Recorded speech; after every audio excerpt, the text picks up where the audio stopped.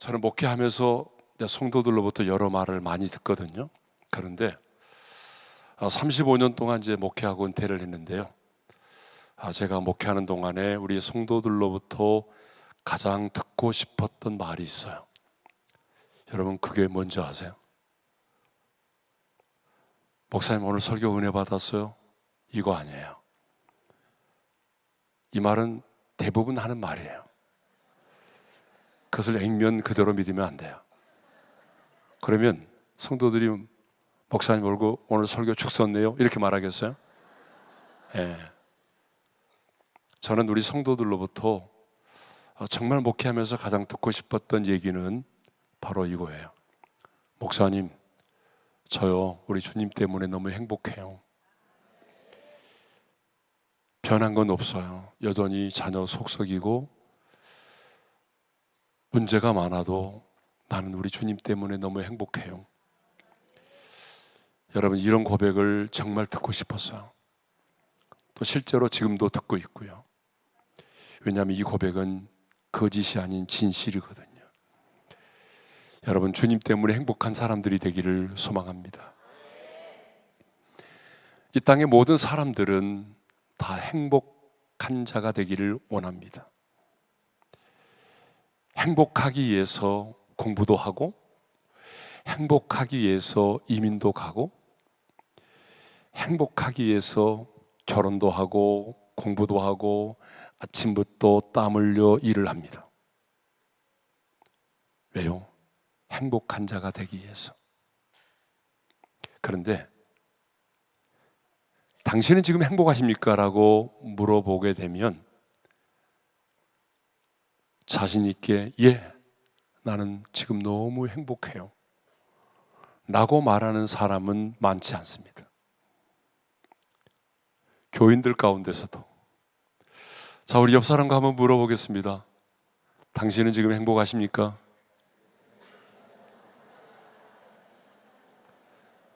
물어보지도 않는 분이 계세요.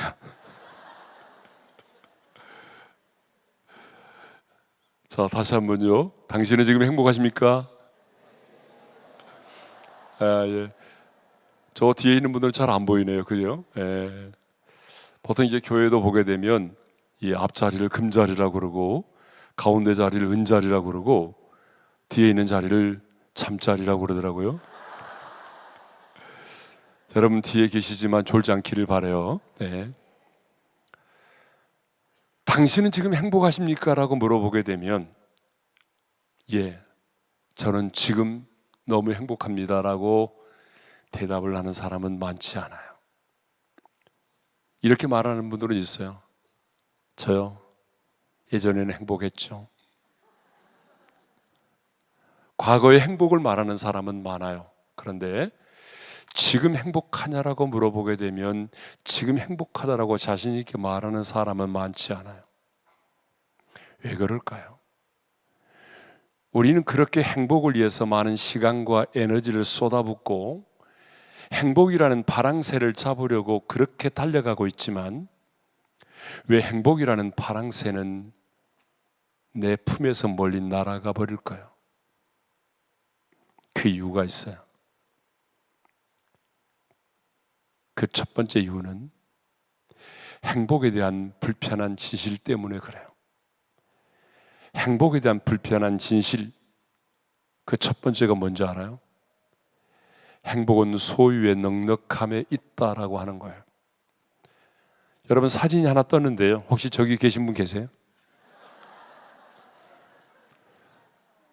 저게 뭐냐 그러면 명품을 구입하기 위해서 줄을 서 있는 사람들의 모습입니다. 우리나라 사람들은요, 명품을 너무 좋아합니다. 그래서 우리나라가 드디어 명품 소비국가 1위가 됐어요. 명품을 좋아하지 않은 사람이 거의 없어요. 옛날에는 우리는 기차표 신발을 신고 다녔지만 지금 우리 청년들은요, 나이키, 명품이 아니면 신지 않아요. 특별히 우리 자매님들은요, 명품백을 좋아하더라고요. 그래서 우리나라 사람들은요, 저 명품을 구입하기 위해서 알바를 쓰기도 해요.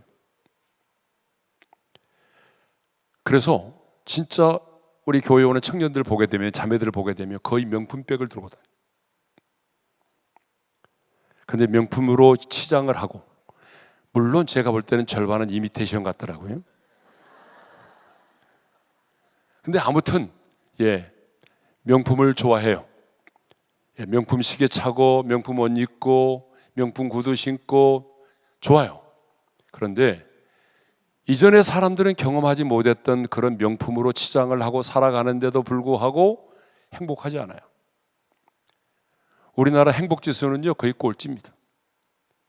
자살률 1위예요. 여러분 10년 전, 아니 10년 전이 아니라 50년, 30년 전에 사람들과 지금의 우리를 비교해 보세요. 지금 우리는요 예전에 왕들도 누리지 못하는 것들을 누리며 살고 있어요. 이전에 왕들이 누리지 못했던 걸 우리는 누린다고요. 여러분 그러지 않아요? 이전에 왕들이 지금 우리가 쓰는 수세식 화장실 썼나요? 이전에 왕들이 지금 우리처럼 화장실에 들어가서 비데에 앉아 있으면 어때요? 물이 싹 씻겨주고 건조도 시켜주잖아요. 이전에 왕들이 그런 걸 누렸어요? 세종대왕이 그걸 썼어요? 우리는요 이전에 어떤 왕들도 누리지 못하는 것들을 지금 누리며 살아가요. 저 어릴 때만 해도 우리 마을에는 전화가 없었어요. 마을에 전화 딱 한 대, 이장집에. 그래서 서울에서 자녀들 전화 오면요 방송을 했어요. 누구네 집 아들 전화 왔다고. 그러면 일하다 말고 가서 전화 받았어요. 예? 제가 학교 들어갈 때만 해도요 저는 9살에 학교를 들어갔거든요. 제 아내는 6살에 들어갔대요. 저는 9살에 들어가는데 저는요 어머니가 진도 기억나요. 양말이 없어서 버선을 신겨줬어요. 어머니가 신던 버선을 신고 검정 고무신을 신고 책가방도 아닌 책보에다가 책을 둘러매고 학교를 갔어요. 그때는 왜 그렇게 콧물이 많았는지. 그래서 들어가면 여기다가 다 코손수건을 달았어요. 앞에 계신 장로님들이시죠? 코손수건 다셨죠? 네. 목사님은 아직 그때가 아니죠? 코손수건 달았어요? 그때 달았어요? 와. 예전에는요 학교에 가기에는 학생들이 너무 많았어. 그래서 오전반 오후반이 있었어요. 그래서 막 코손수건 달고 운동장에서 하나 둘 다니면 선생님이 코 나오면 너 이리 와봐. 코손수건 여기 대고 흥하나니까 자식아 흥해. 그러면 흥하죠. 그래서 우리나라가 이렇게 흥하게 됐다는 말이 있어요. 아무튼 그때는 그랬어요. 참 못 먹었고. 근데 지금 어때요? 지금은요 저희들도 애들이 미국에 있다 보니까 새벽에 또 갔다 와서 아침 먹을 때는요 카톡이에요. 페이스톡이에요. 틀어놓고 설거지하고 밥 먹으면서 얘기하고. 야, 상상할 수 없는 일이잖아요. 예전과는 비교할 수 없는 일이에요. 옛날에 왕들도 누리지 못했던 걸 누려요. 지구촌 곳곳에서 어떤 일이 일어나고 있는지 다 알아요. 예전 같으면 상상도 할 수 없는 거죠. 우리나라 너무 좋은 나라야. 제가 은퇴하고 난 이후에 1년에 한 10개 나라를 가는 것 같아요. 3분의 1은 예국에 살아요 지금. 그런데요 다녀보면 다녀볼수록 우리 대한민국이 너무 좋아요. 우리 대한민국처럼 살기 좋은 나라가 없어요. 모든 게 빨라요. 미국 엄청나게 늦어요. 예전에 미국 가면요 저희들이 막 빵빵하게 가방에 넣어가지고 사가지고 왔잖아요. 사실은요 여기서 미국 갈 때는 진짜 많이 싸가지고 가거든요. 저희 자녀들 때문에 막 영광 굴비부터 시작해가지고 막 엄청나게 싸가지고 갑니다. 터질 정도로. 돌아올 때는요 사가지고 올 게 없어요. 미국에서 사가지고 올 만한 게 없어요. 그래서 가방에다 가방을 넣어가지고 와요. 이번에도 올 때 가방에다 가방 넣어가지고 왔어요. 진짜 우리나라 살기 좋은 나라예요. 여러분 그러잖아요. 새벽기도 가기 전에, 저녁에 잠들기 전에, 여보 내일 아침에 우리 뭘 먹지? 시장을 안 봐하는데, 내일 아침에 초당 순두부 먹을까? 그러면 밤에요, 잠자기 전에 쿠팡에다 신청하잖아요. 그러면요, 새벽기도 딱 갔다 오면 와 있어요. 이런 나라가 어디 있어요, 전 세상에. 참 살기 좋은 나라입니다, 우리나라. 정말 살기 좋은 나라예요. 그런데 이렇게 우리가 살기 좋은 환경 속에 살아가고 있고, 수많은 정보와 지식을 얻고, 이전에 사람들이 경험하지 못한 문화 생활을 하고 있고, 정말 더 좋은 환경 가운데 살고 있지만 사람들은 행복하지 않대요. 우리나라 국민소득이 3만 5천 불이 넘어섰잖아요. 근데 부탄이라는 나라는요 2천 불도 안 돼요. 근데 물어봤어요. 당신이 행복하십니까? 라고 물어봤더니 그 부탄의 사람들은요 95%가 뭐라고 말하는지 알아요? 행복하대요. 국민소득 2천 불도 안 되는 나라 사람들은 행복하다라고 말하고, 3만 5천 불이 넘어선 대한민국의 사람들은 불행하다고 말을 해요. 평생 써도 다 쓸 수 없는 재물을 가지고 있는 재벌들 100명, 그리고 박사 학위를 가지고 있는 지식인들 100명에게 물어봤어요. 당신은 지금 행복하세요? 라고 물어봤더니 85%가 행복하지 않대요. 여러분, 이것을 보게 되면 뭐예요? 행복이라고 하는 것은 뭐예요? 결코 우리의 소유의 넉넉함에 있지 않다는 거예요. 좋은 환경과 좋은 문화생활에 있지 않다는 거예요. 행복은 소유의 넉넉함에 있지 않아요. 많이 배웠다고 해서 행복한 게 아니에요. 120평짜리 아파트에 살아도 자살하는 사람이 있고요, 옥탑방에서 칼잠을 자도 행복한 사람이 있어요. 저는 그런 사람 봤어요. 행복은 소유의 넉넉함에 있지 않아요. 두 번째로, 행복에 대한 불편한 진실 두 번째가 뭔지 알아요? 행복은 마음먹기에 달려있다라고 하는 거예요. 행복은 마음먹기에 달려있다라고 하는 거예요.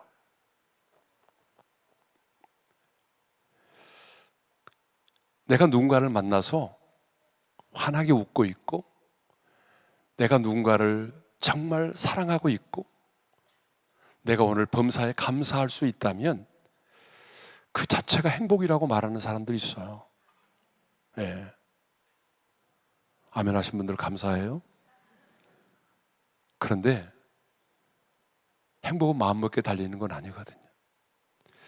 한비아 씨라고 아시죠? 한비아 씨, 유엔 중앙 긴급 대응기구 자문위원이고요. 저는 이분을 되게 좋아해서 우리 교회도 여러 번 모신 적이 있어요. 청소년들 집회 강사로. 이분에게 한비아 씨, 당신은 지금 행복하십니까? 라고 물으면 한비아 씨가 이렇게 말했어요. 저는 망설이지 않고 yes, 저는 행복합니다라고 대답을 할 거래요. 그러면서 자신이 행복한 세 가지 이유를 말했어요. 첫 번째가 뭐냐? 아침에 눈을 뜨면서 모닝커피를 마실 때 너무 행복하다는 거예요. 아침에 일어나서 따뜻한 모닝커피를 마실 때 너무 행복하다는 거예요. 두 번째, 저녁에 하루 일과를 마치고 일기를 쓰면서 와인 한 잔을 마실 때, 이때 아멘 하면 곤란하겠죠. 이때 꼴깍하면 안 돼요. 하루 일과를 마치고 일기를 쓰면서 다 와인 한 잔을 마실 때 너무 행복하다는 거예요. 세 번째, 언제 행복하냐 그러면 음악을 들으면서 시를 낭송할 때, 음악을 딱 들으면서 시를 낭송할 때, 시를 읽을 때 너무 행복하다는 거야. 근데 여러분, 한비아 씨가 말하는 이 행복은요, 한순간의 행복은 될 수 있어요. 그러나 영원한 행복은 될 수 없어요. 왜냐고요? 마음 먹기에 달려있는 행복은요, 언젠가 변할 수 있어요. 우리 인간의 마음이 얼마나 쉽게 변한지 아세요? 아침에는 행복하지만 저녁에는 불행할 수 있어요. 여러분 그러지 않아요? 부부끼리 오신 분들 한번 옆 사람 쳐다보실래요? 그대를 처음 만났을 때 얼마나 행복했어요. 쳐다만 봐도 막 가슴이 떨리고 눈꺼풀이 떨렸잖아요. 근데 얘 둘 낳고 지금 보니까 어때요? 지금도 가슴이 떨리고 눈꺼풀이 떨려요? 아니죠. 쳐다보면 쳐다볼수록 졸려요. 그러니까 우리 마음이라고 하는 것은 수시로 변하는 거예요. 예? 어제는 행복했지만 오늘은 불행할 수 있어요. 그러니까 마음먹기에 달려있다라고 하는 행복은요, 영원한 행복이 될 수 없어요. 그렇죠? 예. 이번에 실명을 거론하지 않겠습니다. 예전에 KBS 아침마당에 꼭 패널로 나왔던 분 한 분 계세요. 행복 전도사라는 별명을 가진 분이 계셨어요. 전라남도 광주 분입니다. 예. 근데 이분이요, 행복 전도사였어요. 그래서 이분은요, 방송에 나올 때마다 늘 했던 말이 있어요. 여러분, 행복은요, 멀리 있는 게 아니에요. 행복은 내 곁에 있어요. 행복은 마음먹기에 달려 있어요. 내가 아무리 힘들고 어려워도 불행하다고 생각하지 마세요. 행복하다고 말하세요. 행복하다고 생각하면 행복이 되는 거예요. 이렇게 말했던 분이에요. 들어보셨죠? 네. 제가 이분을 또 우리 교회 강사로 모셨어요. 3월 2조 있을 때 전국에서 오신 사모님 500명을 모셔놓고 우리 교회 사모님 50명, 그래서 550명의 사모님들 앞에서 이분이 특강을 했어요. 저도 그 현장에 있었어요. 그분이 이렇게 말하더라고요. 사모님들 힘들고 어렵죠? 그런데 행복은 멀리 있지 않아요? 행복은 마음먹기에 달리는 거예요. 그러니까 아무리 힘들고 어려워도 불행하다고 생각하지 말고 행복하다고 생각하세요. 그러면 행복한 거예요. 이렇게 말씀을 하셨어요. 사모님들도 아멘 아멘 했어요. 그런데요, 얼마 후에 아침에 뉴스를 딱 듣는데 이분이 자살을 했다는 거예요. 아니, 행복은 마음먹기에 달려있다라고 그렇게 방송에서 많은 사람들에게 행복 전도사로서의 행복을 설파했던 분이 본인은 자신의 인생의 무게를 견디지 못해서 스스로 목숨을 끊어버린 거예요. 그러니까 뭐예요? 행복은 마음먹기에 달려있는 것 아니에요. 오래 못 가요. 자, 그러면 행복은 소유의 넉넉함에 있는 것도 아니고 좋은 시설과 환경과 정보와 지식과 문화에 있는 것도 아니고 행복은 마음먹기에 달려있는 것도 아니라고 한다면 우리는 그러면 불행한 자로 이 땅을 살아야 합니까? 행복하지 못한 존재로 살아야 하냐 그 말이에요. 아니에요. 우리 하나님은 하나님의 자녀된 저와 여러분이 가장 행복한 자로 살아가기를 원하십니다. 그것이 하나님 아버지의 마음이에요. 하나님 아버지는 하나님의 자녀된 저와 여러분이 가장 행복한 자로 이 땅을 살아가기를 원하세요. 그래서 오늘 말씀에 이렇게 말씀을 하고 있잖아요. 오늘 본문 신명기 33장 29절 상반절의 말씀을 우리 한번 같이 읽어보겠습니다. 시작. 이스라엘이여 너는 행복한 사람이로다. 예.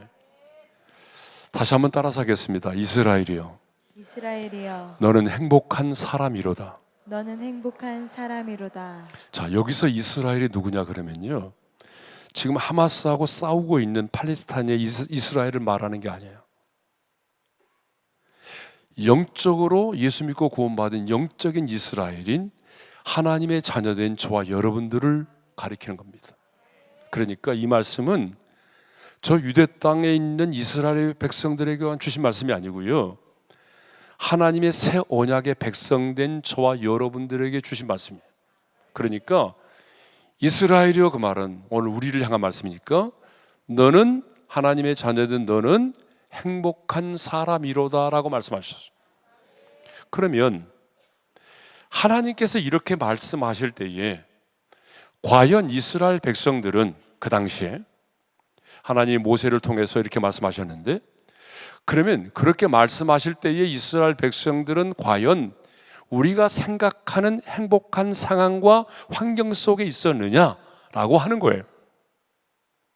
아닙니다. 그때 이스라엘 백성들은요, 광야 가운데 있었습니다. 가나안 땅에 들어와 있지 않았어요. 그들은 40년 동안 여전히 광야를 거닐고 있었고, 이제 목전에 두고 있는 거예요. 가나안 땅에 목전에 두고 있는 거, 광야에 있었어요. 여러분, 광야를 아십니까? 찬양만 부르지 말고 광야를 아셔야 돼요. 광야는 어떤 곳이냐면, 여러분, 광야는요, 일단 길이 없어요. 광야는 자신의 집이 안정된 장막이 없어요. 농사를 지을 수 있는 땅도 없어요. 광야는 낮과 밤의 온도 차이가 심해요. 제가 예전에 고센 땅에 가봤는데 그때 보니까요, 낮에 너무 뜨거워서 제 샌들에 끈이 녹아버렸어요. 그 정도로 낮에는 더워요. 밤엔 춥습니다. 한 번은 모래 폭풍을 만난 적이 있는데, 모래 폭풍을 만나면 앞이 보이지 않습니다. 광야는요, 즐길 수 있는 문화가 아무것도 없어요. 여러분, 우리 청년들이 대한민국을 좋아하는 여러 가지 이유 중에 하나가 뭔지 알아요? 즐길 수 있는 문화가 너무 많다는 거예요. 우리나라는, 여러분, 오늘이 금요일이지, 우리는 성금요일이지만 세상 사람들에게 이날은 불금이라고 그럽니다. 불타는 금요일. 불금이에요, 불금. 지금 이 시간 여러분이 저 이태원이나 신촌 가보세요. 여러분, 요지경입니다. 내일 아침에 가보게 되면 술 먹고 토하고 쓰러진 사람들이 질비합니다. 우리나라는 즐길 수 있는 문화가 너무 많습니다. 무슨 방들이 그렇게 많은지. 노래방은 아무것도 아니고, 요즘에는 키스방도 있다고 그러더라고요. 너무너무 즐길 수 있는 문화가 많은 거예요. 예. 그런데 광야 속에 텐트를 지고 있던 이스라엘 백성들에게는 즐길 수 있는 문화가 아무것도 없어요. 그들이 그곳에서 고스톱을 쳤을까요? 광을 팔았어요? 즐길 수 있는 게 아무것도 없었어요. 적막해요. 뿐만 아니라 그들에게는 앞으로 요단강을 건너서 가나안 땅에 들어가서 가나안의 온주민을 몰아내야 되는 영적인 전쟁을 앞두고 있었습니다. 자, 인간의 시각으로 본다면, 인간의 관점으로 본다면 그들에게는 행복할 만한 게 아무것도 없어요. 우리가 말하는 행복의 조건이 없어요. 가진 게 있나요? 즐길 수 있는 게 있나요? 뭐가 있어요? 아무것도 없잖아요. 그런데 하나님은 모세를 통해서 말씀하셨어요. 이스라엘이여, 너는 행복한 사람이로다. 이스라엘이여, 너는 행복한 사람이로다. 그 다음에 뭐라고 말하죠? 이렇게 말하고 있어요. 그 다음 구절에 보면은 다 같이 읽겠습니다. 시작. 여호와의 구원을 너같이 얻은 백성이 누구냐? 자, 이 말씀을 묵상해 보게 되면 하나님이 말씀하시는 행복의 기준은 소유의 넉넉함에 있는 것도 아니고, 마음먹기에 달려있는 것도 아니고, 하나님이 말씀하시는 행복의 기준이 뭡니까? 구원이라는 거야. 너 구원 받았니? 그러면 너 행복한 거야. 너 구원 받았어? 그러면 너는 행복한 사람이야. 아니요, 저는요 옥탑방에 살고 있는데요. 아니야, 너 구원 받았어? 그럼 행복한 거야. 너 구원 받았어? 아니에요, 이력서를 20군데 넣는데 오라는 데가 없어요. 그래도 너 구원 받았니? 그러면 행복한 거야. 여러분, 하나님이 말씀하시는 행복의 기준은 여러분 구원이라는 거예요. 구원. 그러면 왜 하나님은 구원을 행복의 기준으로 말씀하실까? 왜 하나님은 구원을 행복의 기준으로 말씀하실까? 그 이유가 있습니다. 우리가 말하는 구원이 우리 인간의 본질적인 두 가지 문제를 해결해 주기 때문에 그래요. 여러분, 우리 인간에게는 이 땅에 태어나서 본질적으로 해결해야 될 두 가지 문제를 안고 있어요. 이건 본질적인 문제입니다. 이 두 가지 문제를 해결받지 않으면 누구도 행복할 수 없습니다.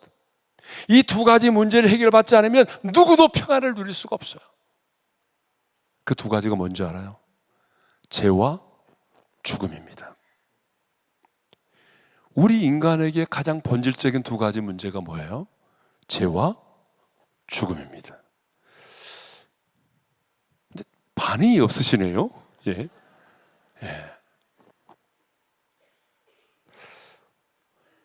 제가요, 신촌에 있는 연세대학교 있잖아요. 거기 채플에 제가 한 3번 정도 설교를 간 적이 있거든요. 그리고 다시는 안 가기로 했어요. 혹시 연세대 나오신 분 손 들어 보실래요? 여기 한 명도 없습니까? 진짜 없어요? 그럼 연세 우유를 드신 분 계세요? 연세 우유 드신 분도 저쪽에 한 명 있구나. 제가 왜 안 가기로 했냐 그러면요, 거기에는 억지로 끌려와 있는 친구들이 많이 있어요. 미션 스쿨이다 보니까 원하지 않는데 참여를 해야 되는 거예요, 채플에. 그래서 이제 목사님이 소개를 하잖아요. 오늘 강사님은 어떤 분이시고, 그렇게 소개하게 되면요, 그때만 이 친구들이 어떤 놈이 왔냐 이렇게 쳐다봐요. 그리고 설교 시작하게 되면 약속이라도 한 듯이 절반은 자요, 절반은 핸드폰 들고 게임하고 검색하고 있어요.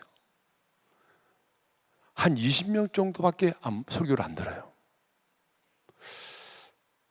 힘듭니다. 제가 그랬어요. 여러분, 우리 교회도 청년들 많은데 안 그래요? 그래도 고개를 들지도 않아요.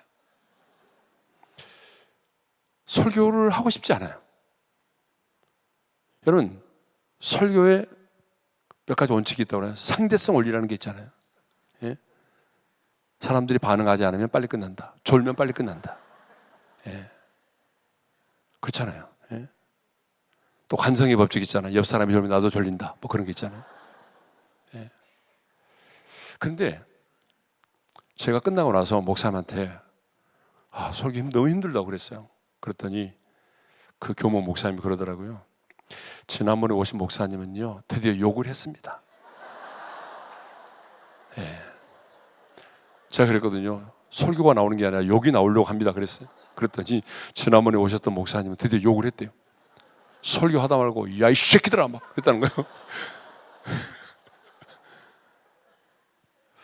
제가 생각해 봤어요. 내가 만일에 그 자리에 앉아 있었다면 나는 과연 어떻게 반응했을까를 생각해 봤어요. 내가 예를 들어서 크리스찬인데 어떤 정다운 스가 와서 강연을 했어요. 그러면 어떻게 해야 되죠? 종교가 달라도 일단은 들어주는 게 인간입니다. 저는요, 종교가 다르지만 누군가가 앞에서 강연을 한다든 연설을 하게 되면 들어주는 것이 저는 인간의 도리라고 생각합니다. 그러지 않아요, 여러분? 들어줘야 되잖아요. 사람이 되는 게 중요하죠. 여러분, 세상에 나가서 좋은 직장 다니는 게 중요한 게 아니잖아요. 사람이 되는 게 중요하잖아요. 예? 그러니까 여러분들은 이제 연세대학교 안 나왔기 때문에 그냥 편하게 하면 하지만 연세대 나오신 분들은 좀 힘들겠죠. 예. 생각해 보세요, 여러분. 여러분의 자녀가 학교 갔다 왔어요? 엄마가 말아요. 엄마가 묻습니다. 아들아, 오늘 학교 잘 갔다 왔어? 무슨 일 없었어? 선생님이 뭐 얘기 안 했어? 숙제 내준 건 없어? 친구는 왔었어? 지난번에 아팠다는데. 아무런 반응이 없다고 생각해 보세요. 기분이 엄청 좋죠? 여러분, 우리 하나님도 마찬가지입니다. 우리 하나님도 인격을 가지신 분이잖아요. 그래서 하나님의 말씀이 선포되면 우리는 그 말씀 앞에 리액션, 반응이 필요한 거예요. 하나님이 말씀하시면, 저는 부흥사가 아니기 때문에 일부러 막 아멘을 유도하고 그러지 않습니다. 믿습니까? 할렐루야 해가지고 막 아멘하게 이렇게 하지 않아요. 저는 그것도 문제라고 생각하는 사람 중에 한 사람이에요. 왜냐 그러면 아무 때나 아멘하면 되겠습니까? 들어보고 이 말씀이 진리고 내게 주신 말씀이라고 믿어져야 우리가 아멘하는 거지. 저 오살리 가보게 되면 아멘 무대가 있어요. 딱 앞에가 있어가지고 그분들은 아멘을 하러 오신 분 같아. 설교하려고 그러면 끝나기도 전에 아멘 해가지고 잊어버릴 때가 있어요. 그분들은 꼭 아멘 하러 오신 분 같아. 그래서 언제 아멘 할까? 언제 내가 먼저 해야지. 그런 분들이 계세요. 그래서 설교의 맥을 끊어버렸어. 부흥 강사들도 문제가 있어요. 왜냐 그러면 시도 때도 없이 아멘을 유도를 하는 거예요. 여러분, 강도가 칼을 들고 담을 넘고 있습니까? 믿습니까? 아멘? 강도가 칼을 가지고 담을 넘는 거하고 아멘하고 무슨 상관이 있어요? 근데 그렇게 막 유도를 하니까 사람들이 막 아멘하는 거예요. 저는 그것도 원하지 않아요. 그러나 여러분들이 오늘 선포되는 말씀이 하나님이 내게 주신 말씀이고 그 말씀이 진리의 말씀이라고 생각이 된다면 우리는 어떻게 해야 되죠? 그 말씀 앞에 아멘으로 반응하는 게 중요해요. 예. 그래서 저는 우리 성도들에게도 말씀 앞에 리액션을 하라고 그래요.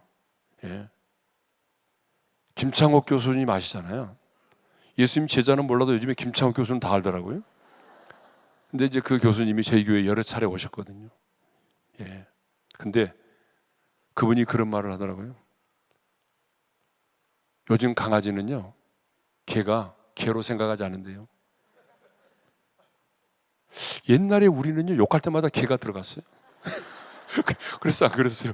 옛날에 욕할 때마다 앞에 개자 넣고 양 쌍시옷 넣고 그러지 않았어요. 옛날에는 욕할 때마다 개가 들어갔다고요.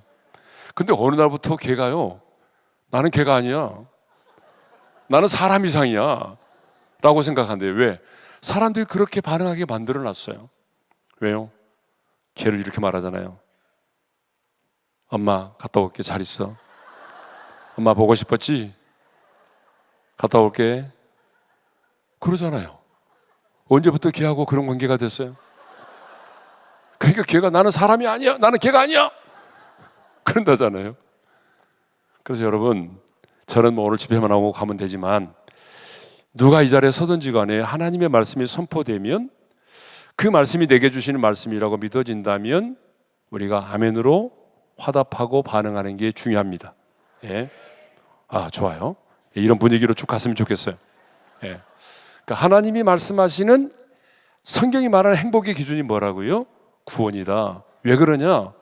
그것은 구원이 바로 우리 인간의 가장 본질적인 두 가지 문제를 해결해 준다. 내 남편이 암에 걸렸다. 내 아내가 아이를 낳지 못한다. 내 자녀가 가출했다.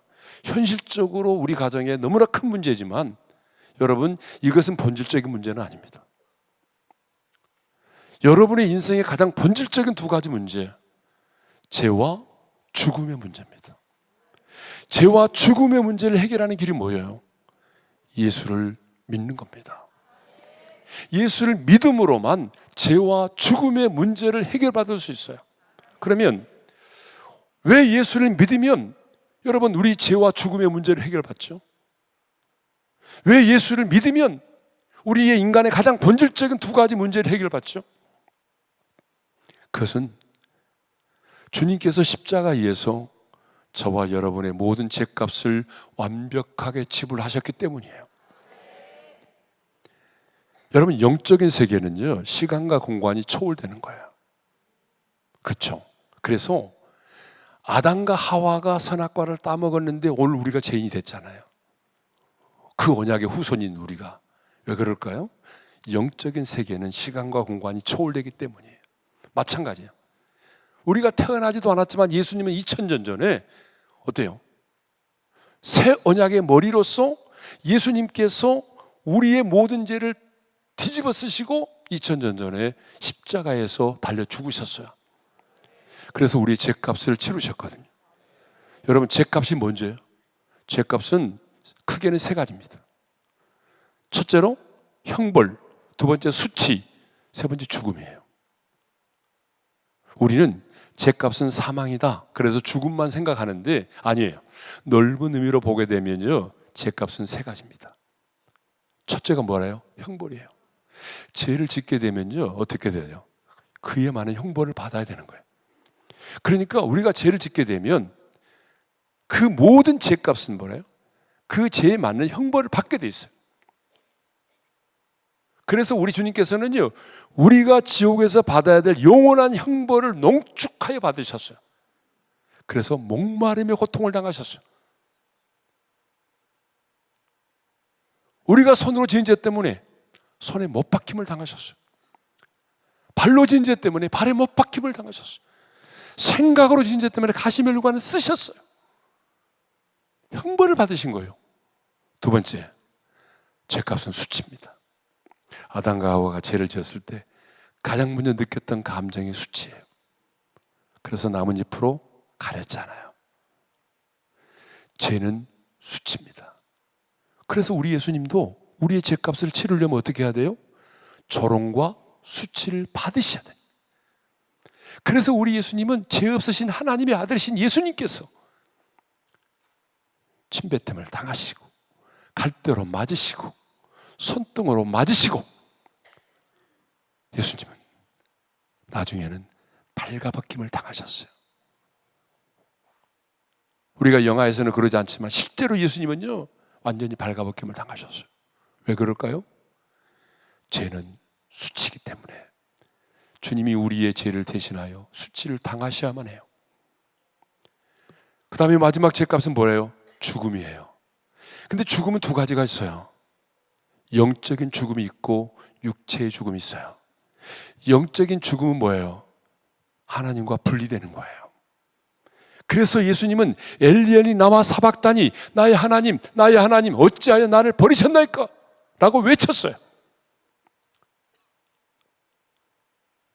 이게 바로 영적인 죽음이에요. 그 다음에 영혼이 떠나셨어요. 영혼과 육체가 분리되는 거예요. 근데 주님은 떠나시기 전에 뭐라고 외쳤어요? 다 이루었다. 이 말이 헬라어로 테텔레스타이라는 말이에요. 값을 내가 지불했다, 완불했다, 청산했다. 내가 너의 모든 죄값을 완벽하게 지불했다, 청산했다. 여러분, 주님이 저와 여러분을 대신해서 그 죄값을 받으셨어요. 형벌을 받으시고 수치를 받으시고 죽음을 당하셨기 때문에 주님은 우리의 죄값을 완벽하게 치르셨어요.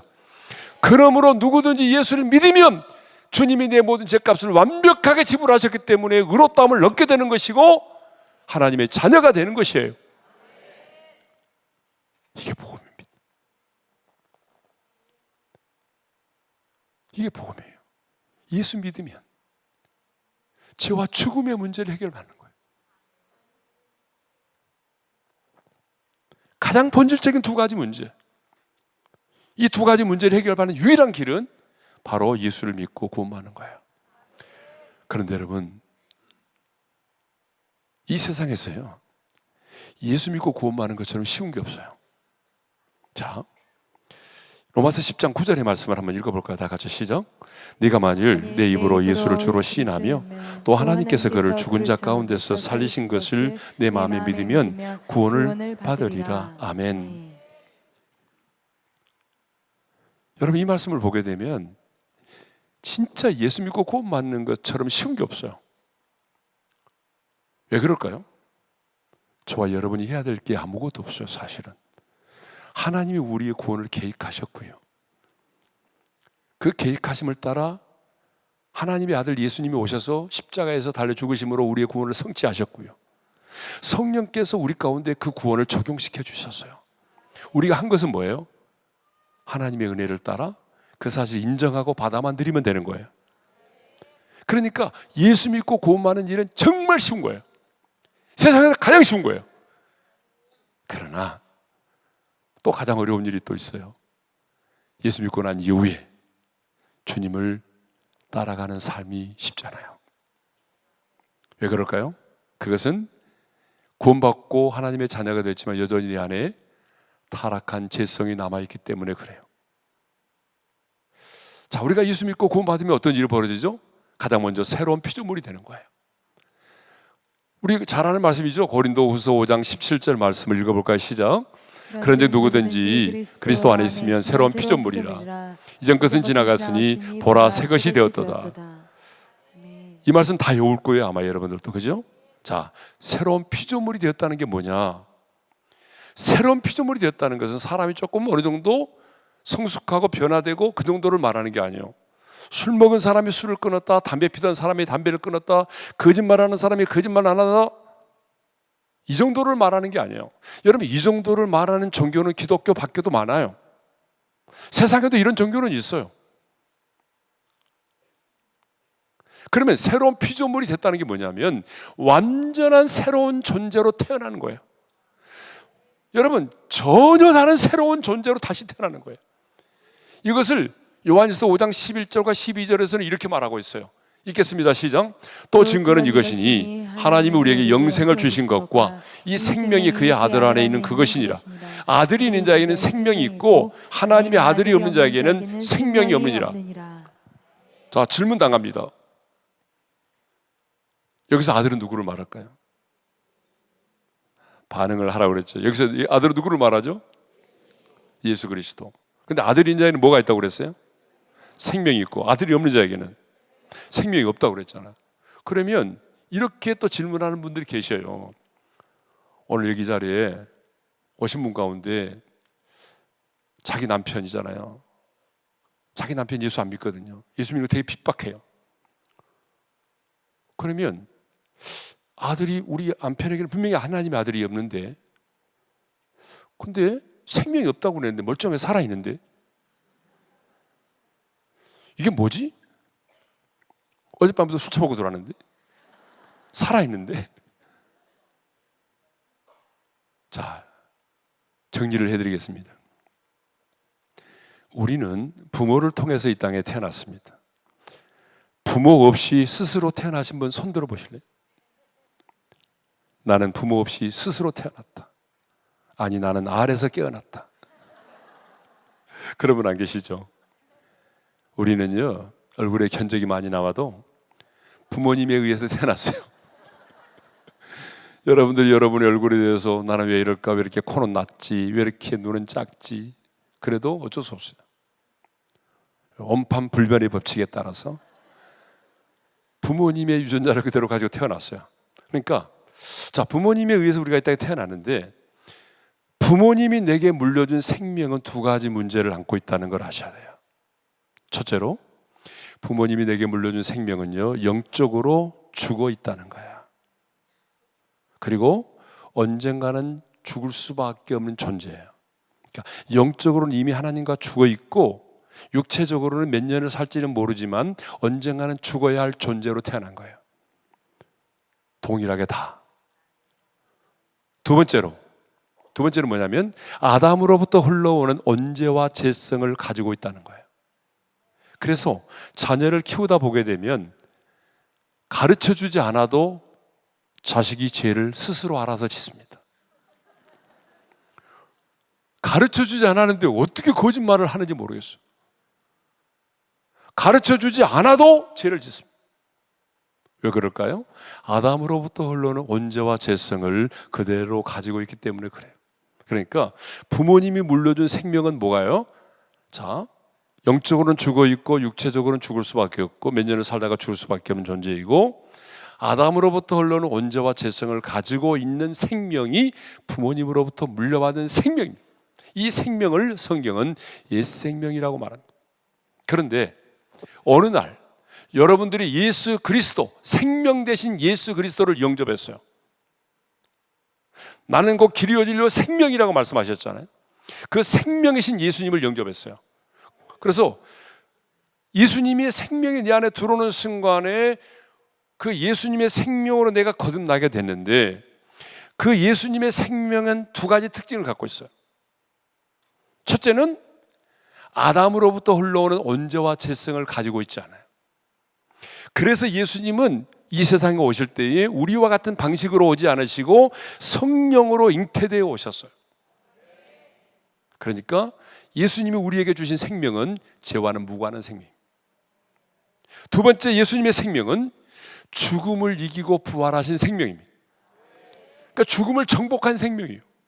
그러니까 죄와는 무관한 생명이고 죽음을 정복한 그 부활의 생명으로 우리의 죽었던 영혼을 다시 살리셨어요.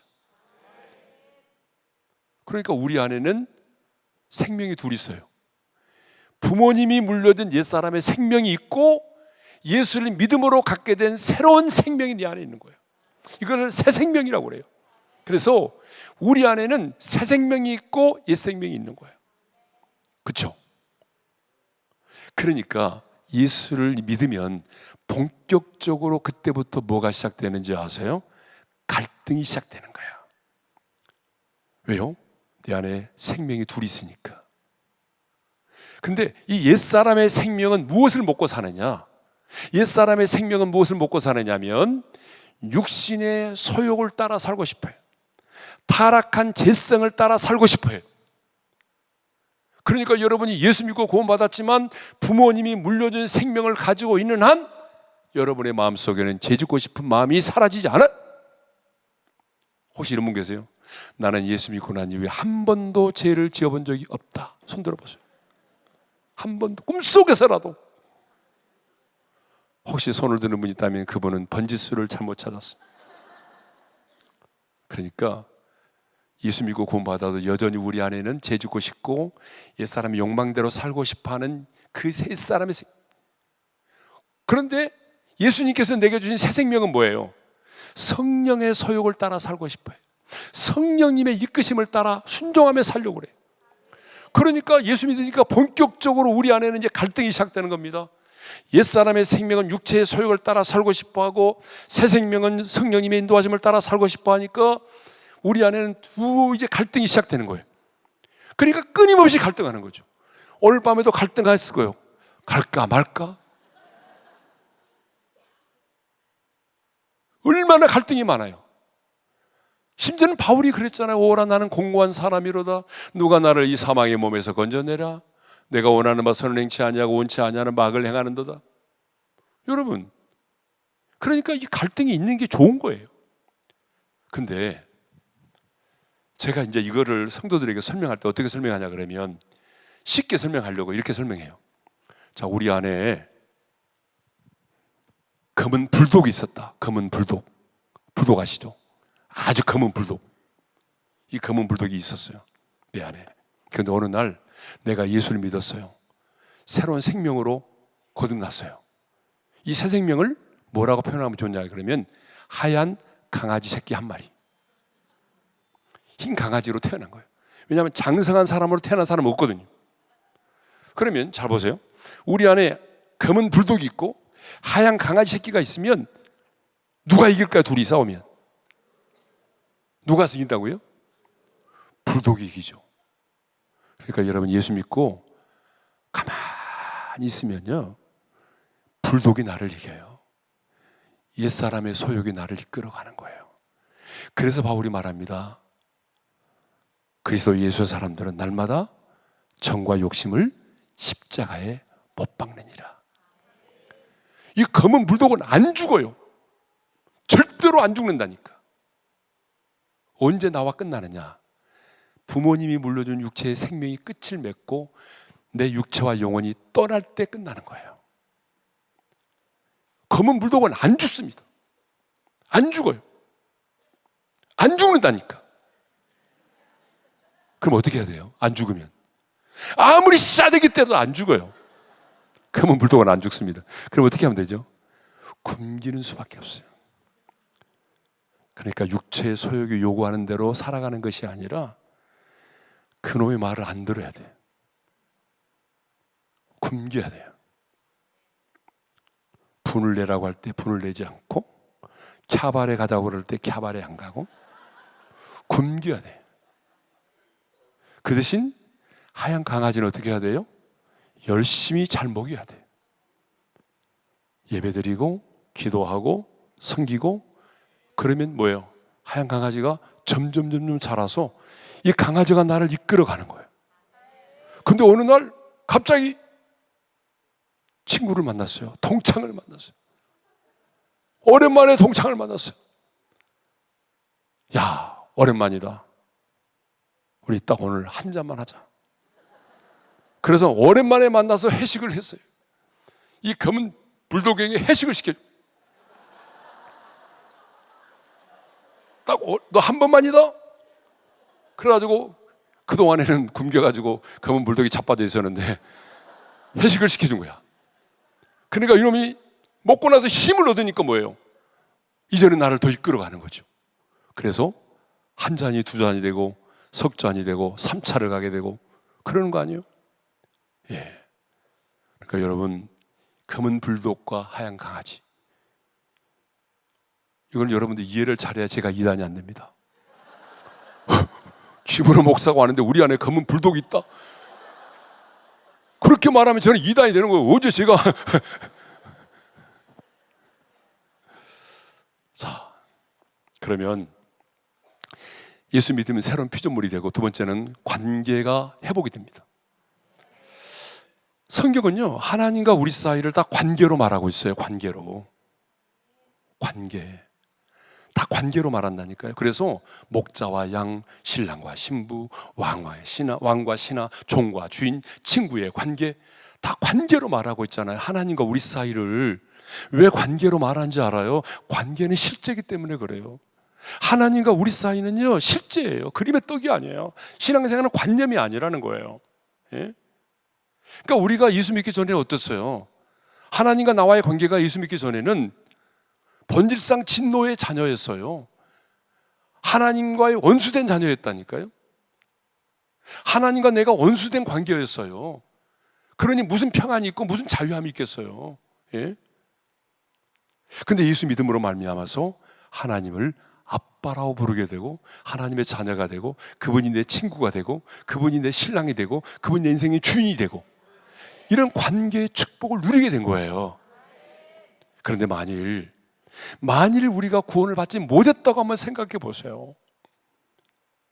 만일 우리가 구원받지 못했다면 이 땅을 살아가는 동안에 우리가 어떻게 살아야 돼요? 죄의 종으로 살아야 돼요. 하나님과 원수된 자로 살아야 돼요. 근데 거기서 끝나는 게 아니잖아요. 그 다음에는 어떻게 되죠? 죽음 이후에 영원한 지옥의 고통을 경험하게 되는 거예요. 영원한 지옥. 여러분, 요즘에는 지옥을 말하지 않아요. 목사님들이 지옥을 말하는 설교가 별로 없어요.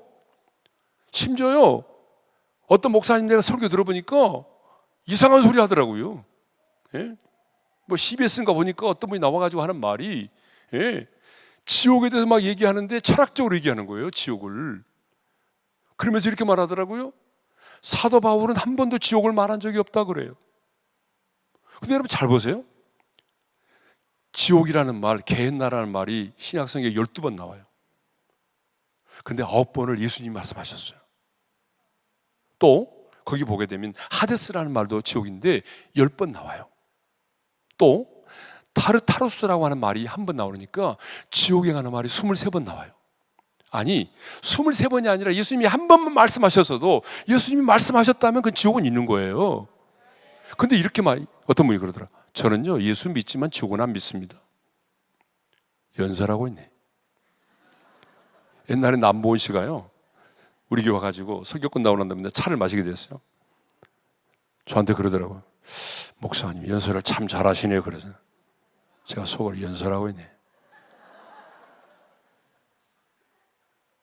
여러분, 사도 바울이 지옥을 말하고 있지 않으니까 지옥이 없다고요? 아니에요. 성경을 보게 되면 죽으면 끝이라고 생각했던 사람들이 많아요. 오늘 우리들 주변에 보세요. 지옥은 끝이야. 컴퓨터 전원이 나가는 것처럼 그렇게 죽으면 끝이라고 여러분, 죽으면 끝이라고 믿는 사람들이 있어요. 성경에 보면은 부자와 나사로의 비유에 나오는 부자 있잖아요. 부자가 그런 사람이에요. 부자 결코 나쁜 사람 아니잖아요, 성경에 보니까. 근데 이 사람은요, 죽으면 끝이라고 생각했던 사람이에요. 근데 죽었어요. 성경이 뭐라고 말하던가요? 음부의 고통 중에 떨어졌대요. 너무나 목이 말라서 나사로의 손가락 끝에 물 한 방울 찍어서 내 혀를 서늘하게 해달라고 말하잖아요. 내가 이 불꽃 가운데서 괴로워하나이다고 말하잖아요. 어떤 분은 또 그러더라고요. 그럼 비우잖아요. 그래요? 근데 왜 예수님은 이렇게 정확하게 그 사람 이름까지 말하고 있죠? 여러분이 지옥을 믿지 않는다고 해서 지옥이 사라지는 게 아닙니다. 지옥은 존재해요. 예수님이 분명히 말씀하셨어요. 요한계시록 20장 14절 15절 보세요. 지옥을 뭐라고 말하고 있는지 읽겠습니다. 시작. 사망과 음부도 불못에 던져지니 이것은 둘째 사망 곧 불못이라. 누구든지 생명책에 기록되지 못한 자는 불못에 던져지더라. 거기 보세요. 불못이라고 말하잖아요. 계속해서 불못, 연못이 아닙니다, 여러분. 유황의 불이 활활 타오르는 불못이에요. 불못. 지옥은요, 불못이라고요. 연못이 아니에요. 예? 사람은 영적인 존재입니다. 여러분, 영적인 존재는 죽지 않아요. 하나님은 영이시고 그 하나님이 영적인 존재를 우리를 지었잖아요. 생기를 불어넣어 생명이 됐다고 그랬잖아요. 근데 우리도 영적인 존재지만 천사도 영적인 존재고 악한 마귀도 영적인 존재입니다. 그래서 예수님 보세요. 귀신을 내쫓을 때 이렇게 말씀하신 적이 있나요? 귀신아, 뒤져라. 죽어. 죽으라니까. 이렇게 말씀하신 적이 있어요, 없어요? 성경에 없어요. 뭐라고 말씀하셨어요? 떠나가라, 나가라. 그렇게 말씀하셨지 죽으라고 말한 적이 없어요. 영적인 존재는 죽음의 존재가 아닙니다, 여러분. 예? 안 죽어요. 자, 요한계시록 20장 10절을 읽겠습니다. 다 같이 시작. 또 그들을 미혹하는 마귀가 불과 유황못에 던져지니 거기는 그 짐승과 거짓 선자도 있어 세세토록 밤낮 괴로움을 받으리라. 여러분, 지옥은요, 마귀가 있는 곳이에요. 불과 유황이 있는 곳이에요. 지옥의 불은 어둡습니다. 지옥의 불은 빛을 발하는 게 아니에요. 칠흑같이 어두워요. 그리고 무적행이에요. 받쳐주는 것이 없이 끊임없이 떨어지는 것, 고통을 당하는 거예요. 마가복음 9장 48절 49절 읽겠습니다. 다 같이요. 거기에서는 구더기도 죽지 않고 불도 꺼지지 아니하느니라. 사람마다 불로서 소금치듯 함을 받으리라. 예수님이 하신 말씀입니다. 구더기도 안 죽는데요. 여러분, 지옥은 죽을 수가 없어요. 저는요, 내가 목사지만 지옥에 떨어지는 순간에 아 뜨거워 하면서 내 스스로 목을 졸라서 죽을 수 있다든지 혀를 깨물어서 내가 죽을 수가 있다고 한다면 저는 목사 안 합니다. 왜 목사하겠습니까? 인생을 즐기다가 죽으면 끝인데. 근데 주님 말씀하셨어요. 구더기도 죽지 않는데요. 불로서 소금치듯 함을 받는데요. 저는 시골에 자랐잖아요. 예전에 미꾸라지 많이 잡았어요. 미꾸라지 잡아가지고 한 반박에서 잡아오면요, 우리 어머니가 했던 일이 있어요. 미꾸라지 딱 잡아오면 저희 어머니가 했던 일이 왕소금 2주먹을 잽싸게 넣고 뚜껑을 닫아야 돼요. 그리고 나중에 보게 되면 그 안에서 무슨 일이 벌어져요? 와, 그 안에서 미꾸라지들이 막 팍팍 뜁니다. 불로서 소금치듯 함을 받으리라. 그렇게 고통스러운 것이에요. 여러분, 지옥은요, 정말 모든 상상을 초월한 고통이 있는 곳이에요. 비교의 고통이 있는 곳이에요. 비교의 고통. 성경을 잘 보세요. 자, 지옥에서는 천국이 보여요, 안 보여요? 안 가봤으니까 모른다고요? 천국에서는 지옥이 보일까요, 안 보일까요? 자, 부자와 거지 나사로 이야기를 보게 되면 지옥에 있는 이 부자는요, 아브라함의 품에 있는 나사로를 보았어요. 천국에 있는 나사로를 보았다고요. 근데 여러분, 우리가 천국에 갔는데 여러분의 남편이 믿지 않아서, 여러분의 자녀가 믿지 않아서, 여러분의 부모가 믿지 않아서 지옥의 고통 속에서 이렇게 불러서 소금치듯 함을 받고 슬피 울며 이를 가는 모습을 볼 수가 있다면 그것은 천국이 아니겠죠. 얼마나 고통스럽겠어요. 그런데 지옥에 있는 자는 봅니다. 여러분의 부모가 지옥에 떨어진다면 천국에서 하나님을 예배하는 여러분의 모습을 볼 거예요. 그리고 뭐라고 말하겠어요? 여러분의 부모가, 여러분의 남편이, 여러분의 자녀가 지옥에 있다는 사실을 알면서도 내가 싫어한다고, 내가 원하지 않는다고 그래 전하지 않았던 거야? 얼마나 이를 갈겠어요? 성경에 슬피 울며 이를 간다는 게 그 말 아니겠어요? 여러분 생각해 보세요. 지옥은요 이런 곳이에요. 그런데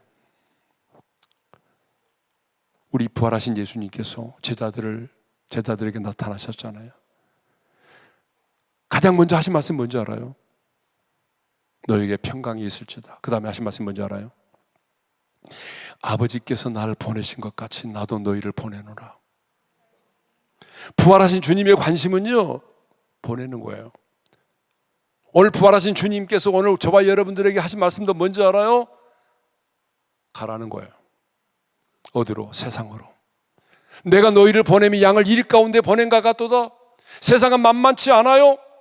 세상은 주는 것 없이 우리를 미워해요. 핍박할 거예요. 그렇지만 우리는 세상으로 가야 합니다. 가야 되는 이유가 뭐예요? 평안의 복음을 전하기 위해서요. 가야 되는 이유가 뭐예요? 사죄의 복음을 전하기 위해서요. 그래서 23절에 보게 되면, 요한복음 20장에 보게 되면 이런 말씀, 너희가 누구의 죄든지 사하면 사해질 것이요, 누구든지 누구의 죄든지 그대로 두면 그대로 있으리라. 하나님은 저와 여러분에게 죄를 사하는 권세를 주셨어요. 우리 스스로가 누군가의 죄를 판단하고 용서해 준다는 것이 아니라 우리가 전하는 복음을 그가 받아들이게 되면, 그 사람이 내가 전하는 복음을 듣고 예수를 믿게 되면 죄를 사함받게 된다는 거예요. 그런데 누구의 죄든지 그대로 두면 그대로 있으리라. 따라서 하겠습니다. 그대로 두면 그대로 있으리라. 그대로 있으리라.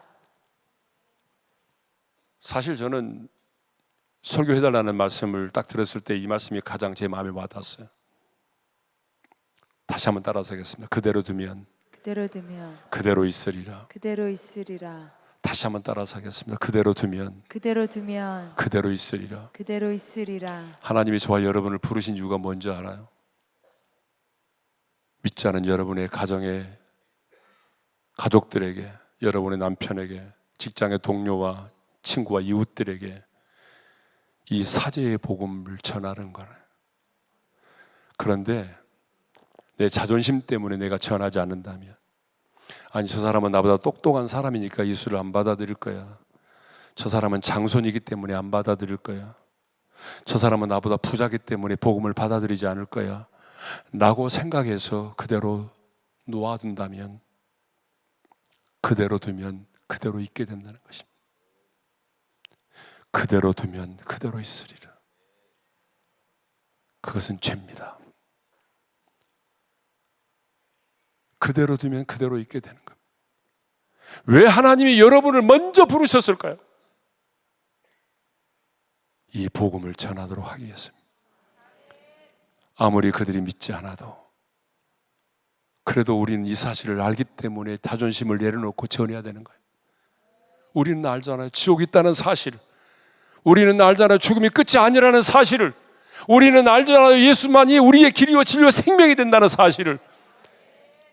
우리는 알기 때문에 그들이 아무리 거부하고 그들이 원하지 않아도 우리는 전해야 되는 거예요. 왜? 그대로 두면 그대로 있게 된단 말이에요. 얼마나 무서운 말입니까? 그대로 두면 그대로 있으리라. 하나님이 저와 여러분을 부르신 이유가 뭐예요? 먼저 구원받은 저와 여러분들에게 이 복음 전하여 여러분의 가정이, 여러분의 주변의 사람들이 다 예수 믿고 구원받기를 원하시기 때문이죠. 어떤 분은 그래요. 차차 다음에 전하면 되죠. 근데 여러분 속지 마세요. 내일은 나의 시간이 아닙니다.